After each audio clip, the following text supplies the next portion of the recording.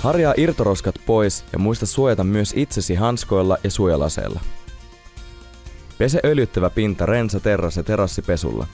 Laita ensin vesi ja sitten vasta pesuaine. Harjaa pinta juuriharjalla, johon on kiinnitetty jatkovarsi. Etene muutama lauta kerrallaan. Huuhtele huolellisesti, anna kuivua yön yli. Suojaa esimerkiksi suojamuovilla mahdolliset tolpat ja aidat sekä muu ympäristö. Valitse terassille sopiva puuöljy ja leveä sivellin, jotta öljy levittyy tasaisesti. Käytä jatkovartta öljyämisen helpottamiseksi.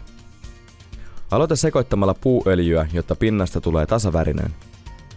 Aloita öljyäminen reunasta ja etene lauta kerrallaan. Sivele puuöljyä ohuesti niin, että öljy imeytyy puuhun. Anna kuivua yön yli ja toista käsittely tarvittaessa.